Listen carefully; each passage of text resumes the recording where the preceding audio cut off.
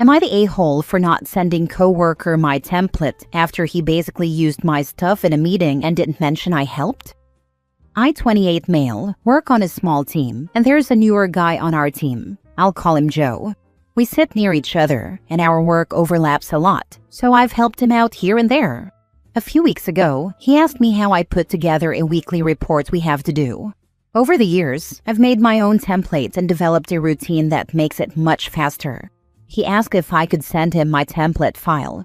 I told him I'd happily walk him through how I do it and explain the steps, but I didn't really want to just hand over my exact file. It's basically my personal workflow, and I've tweaked it over a long time. So I stayed after work and spent about 45 minutes showing him everything. I shared my screen, explained where I pull the numbers, the order I do things, what to watch out for, everything. He took notes, thanked me, and seemed totally normal about it. The next week, we had a team meeting and Joe presented his report for the first time. As I listened, I realized it was basically my report. Same structure, same everything. Even a couple of little phrases I always use when explaining the numbers. When our boss asked him how he put it together, Joe said something like, "I built a simple structure that makes it easier," and left it at that. There was no mention that I'd spent time walking him through it.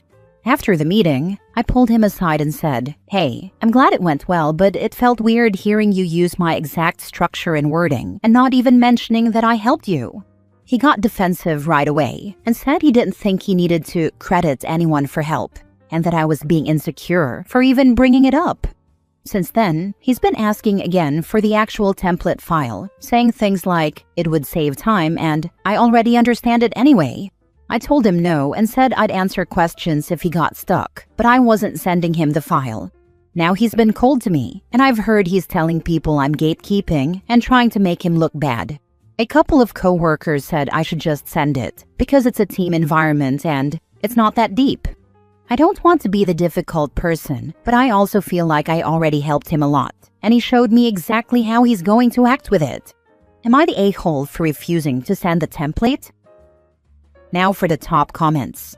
Not the a-hole. I genuinely hate the "it's not that deep" crew, because it is that deep. Yeah, that phrase gives me the shivers and always seems to be used to manipulate others. It's somehow become right up there with "you're too sensitive" and "can't you take a joke?" Not the a-hole. If he wants credit for the work, he should, do the work. Bingo. Here's an idea that might not only show that he did not do this on his own and make you look like the ultimate team player. Send the file to everyone, including your management team. Explain this is what the idiot, though maybe not use idiot, used, and you think everyone will benefit by using what you created. Then sit back and enjoy the circus. This is the way. Other people taking credit for your stuff sucks. But if you share with everybody, do a little team presentation on how it works, and maintain the template, you're the company expert on it, and everybody knows it. Not the a-hole. Do not share your template with him. And depending on your relationship with your manager, it might be worth saying something. I wouldn't full-on tattle on him, but I would bring it up to make sure your manager is aware of your work. I am really happy to see that Joe's presentation went well. I met with him last week and spent about 45 minutes walking him through my template and giving him some general tips. He seems to really appreciate my template and has been asking for a copy of it, so it had me thinking that this might actually be a great resource for the entire team. Do you have any objections if I shared this with our team? This is the advice I recently gave my husband in a very similar situation. When his report is used and not credited, mention to the shared manager that he's really glad that the copycat guy liked the report that husband wrote and that he's glad it was useful and valuable enough to be shared. Act like it's a compliment, but make sure management knows the source of the work and ask a question or offer an action to back up the origin claim, like offering to share the template with the team or lead a short meeting to help everyone get on the same page with it for consistency reasons. It's not tattling or whining if you're flattered, and then offering to do something to help the team or company. Next story. Am I the a-hole for kicking out my brother after he threw a party in my house without my permission, completely trashing the place? About 2 nights ago, I received a call from my neighbor explaining that there were multiple cars outside my house and loud music coming from inside. I immediately asked my neighbor to knock on the door and ask what was going on. He was told it was a party. I was out for the night with my girlfriend and was absolutely furious, as we had previously made it clear, no parties unless I give permission. A little backstory, my brother broke up with his girlfriend, whom he was living with, and we gave him a room in my house until he saved up money from his job to find his own place. We had some basic rules, like cleaning up and helping out around the house. Anyway, I thanked my neighbor for notifying me and immediately went home. When I arrived, the music was still loud, and I walked into a dirty house with glasses everywhere and a bunch of drunk men and women. I immediately found my brother and shut it all down. Once everybody had cleared out, we had a massive argument, and I ended up kicking him out that night. The living room was completely trashed, with one of the glasses shattered all over the floor and alcohol spilled everywhere. The next day, my brother called me and we had another argument, with him calling me an ignorant a-hole and insulting me. Am I the a-hole for kicking him out in the middle of the night? Not the a-hole. Congrats to his ex for breaking up with him, though. She dodged a bullet. I agree, even if he's my brother. Listen, you are not responsible for the fact that this person just happens to be born from the same parents you have. Some people are dumb, period. I feel the answer here is obvious, but I understand the need to feel validated in your reaction. Not the a-hole. Your brother never should have thrown the party, and I think the consequences of doing so was pretty fair. Thank you. I just needed an extra opinion on the whole situation. Is your brother perchance a high school junior instead a grown man who had a live-in girlfriend? Because that's the age that usually does this nonsense. He's 19, so surprisingly he's an adult. For the sake of argument, if one wants to hold a party at a property they own and is unconcerned if their place gets wrecked, then I suppose that's a weird flex. But morally okay, it's their place. If a tenant decided to do this, then the tenant would catch hell from their landlord, and properly so. Renting a property does not make your home your property. If a guest decided to hold a party at someone else's place and was unconcerned if the place got trashed, then I suggest that person read the Odyssey. Not James Joyce's Odyssey, but Homer's. A large number of very bad guests were dealt with summarily. If a guest decided to do this at my place, whether I was a landlord, tenant, or sibling, I would acknowledge that I am not Odysseus, but I would still kick said guest's ass to the curb. I don't know if you two had any specific rules or an arrangement about what he could and could not do, but I don't think that is important, since common courtesy, known for millennia, dictates that a guest does not mess up the host's stuff. Your brother is an a-hole, you are not. Next story. Am I wrong for kicking my pregnant little sister out because of her new views about beauty and attraction? Okay, I don't know how else to say this without sounding like an a-hole, but my sister has turned into a full-on puritanical weirdo bitch, and she's been playing jump rope with my nerves. For over a year now, she's been on this thing where she doesn't believe in beauty or ugliness, and thinks the entire concept of finding people attractive, calling someone pretty, saying someone looks nice, any of that stuff is morally wrong. Not just for her, for everyone, period. Like, she genuinely thinks it's unethical for anyone to do it, ever. This was going on long before she got pregnant, so no, this isn't hormones or whatever. She was already like this, just less in my face because we didn't live together.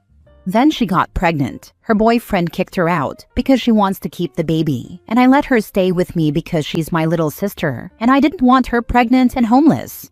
I thought it would be annoying but manageable. It was not manageable. Living with her is freaking exhausting. Everything turns into a lecture. Everything is moralized. My boyfriend literally cannot exist in the same room without her finding something to be offended by. If he tells me I look nice, problem. If he says I'm pretty, problem. Not even to her, it's to me directly, his girlfriend in our own apartment. And before anyone asks, yes, he respects her boundaries. He does not comment on her appearance at all, ever.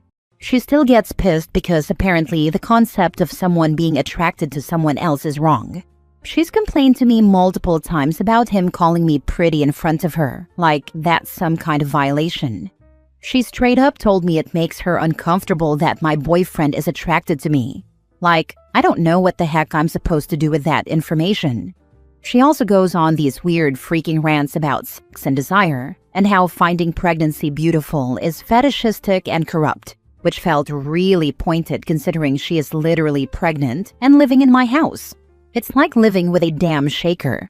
I tried talking to her. I asked her to stop commenting on my relationship and keep this stuff to herself while she's staying with me. She said she can't, because it's harmful to let people engage in that kind of thinking unchallenged. So basically, she sees it as her moral duty to be freaking unbearable. At a certain point, I just couldn't do it anymore. I was uncomfortable in my own home, walking on eggshells, feeling judged every time my boyfriend said something nice to me. So I told her she couldn't stay anymore. I didn't toss her out immediately. I gave her time, but I told her she needs to find somewhere else. I feel like crap because she's pregnant, but also I don't know how much I'm supposed to sacrifice my sanity because my sister decided to become a puritanical goblin who can't shut the heck up. I'm getting the vibe your sister didn't actually want the baby. She may have tried to baby trap, accidentally or on purpose. It didn't work, and now she's lashing out at the relationships around her. Girl is a mess. But you're right, you need to protect your peace. She's only had a problem with immoral compliments and attraction in any form since her boyfriend refused to play happy families with her. Regardless of whether it was a failed attempt at baby trapping, the failure of her relationship is her excuse for making everyone around her miserable with utter nonsense. She needs a swift dose of reality. Triggered my left sock. She's envious and bitter. I'm curious how she got pregnant outside of marriage if she believes attraction is morally wrong. She had sex, if for no other purpose than at least personal satisfaction. How is that not morally wrong? But your boyfriend calling you pretty is wrong? You're not the a-hole. If she's going to be this way while she's depending on someone for help, then she can do it her way, on her own. You're not asking her to compromise herself, just asking her to let you live your normal life. You're not hurting anyone, and you're not asking anyone to take part in it. I suspect that your sister is not mentally well, but that isn't your problem right now. You do not have to give up your peace or potentially damage your romantic relationship because your sister has lost her mind, pregnant or not. You do not have to endure her constant attempts to control the people around her. Having beliefs and reasonable boundaries is one thing, but she was openly attempting to control the behavior of you and your boyfriend in your home. Not cool. You tried quite hard to make it work, but she wouldn't let up. So I'd say she clearly moralized herself straight out of a place to stay. You did not ask anything unreasonable of her, and you gave her several chances to back off. She will have to figure out on her own that she cannot try to control or dictate the behavior of others if she wants support. No one is going to put up with her desperate attempts to force others to adhere to the strange beliefs she's concocted to address her mental issues. No one is going to tolerate her constant intrusions and moralizing. She desperately needs mental health treatment, especially before she has a child and tries to teach them these backwards conflicting beliefs. But I suspect she feels there is nothing wrong with her, so I doubt she'll seek help on her own. Maybe you can talk to other family members who are in a better position to help her. You need a break for now. Last story. Am I the a-hole for telling our parents not to segment their money and whatever is left is left? I am one of 4 siblings, 3 boys and 1 girl. I am one of the boys. Our parents called a family meeting to discuss end-of-life matters. It was a hard conversation. Our dad is sick and probably does not have much time, maybe a year or 2, and he is refusing treatment. The discussion covered final wishes, inheritance, and care for our mom if she were ever to need it. The biggest point of contention was inheritance. I suggested they not segment anything, and that whatever is left after our mom passes be split equally among the 4 of us. My siblings who have kids want it to be segmented so they can guarantee their children get something. One even suggested doling out a portion when our dad passes. I will say that generally we are not transactional, but our father has always been a very regimented individual. This conversation was about 4 months ago, and it turns out our parents chose not to break anything up now, and to leave everything to our mom. When she passes, the estate will be liquidated and split equally among the four of us, with no consideration for grandchildren. They also made me their financial durable and healthcare power of attorney. I thought this was fair, but my siblings are upset and have accused me of meddling in things I don't understand. They claim that because we don't know what the future holds, I should have had their backs by getting something now, at the very least. I understand that it could have helped with college expenses and similar things for my older brother. My oldest nephew will be heading to college in 2 years. I'm looking for an outside perspective. My siblings feel I should talk to our parents, recant my suggestion, and encourage a more equitable distribution. They seem to be under the impression that, had I not said anything, that is what our parents would have done. I don't know, but I'm open to outside opinions. Am I the a-hole here? Nope, not the a-hole. Her money is for her benefit and her benefit only. If you are in the US and your mom's health declines within 5 years, stroke, heart attack, traumatic brain injury, etc., and she doesn't have enough money, government insurance to pay for a nursing home has a look-back period.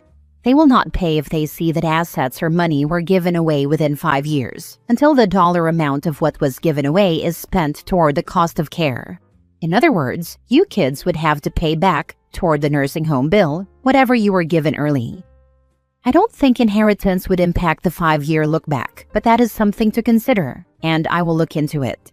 Though to be frank, I would go bankrupt before I left our mom in that position. Not the a-hole. Your siblings, however, are disgusting individuals. Your parents' money is exactly that, your parents, and your mother may need it for her future survival, medical care, or if she is lucky, travel and enjoyment, as is her right. I agree. Who even makes this an issue when their parent is dying? I wouldn't be able to care about inheritance at this time. His mother deserves the money, so she's taken care of for the rest of her life. People with kids can become so entitled. They chose to have children, so that's their problem now. It is not the responsibility of parents to provide for grandchildren. Those children should be provided for by their own parents. If your siblings want more money, they will need to earn it themselves or take out loans for their needs. Your parents chose to have their estate divided among all of their children. Your siblings need to accept that parents can decide how they want their estate distributed. Side note, your parents could have left everything to the local animal shelter and the siblings would get nothing. So they should be grateful that they will get something when their parents have passed away. Please be sure an inventory is included with the end-of-life documents to reduce any squabbling or outright fraud attempts when the time comes, because it seems as though your siblings are upset about not getting paid now. You are not the a-hole for suggesting your parents have their estate split equally among their children.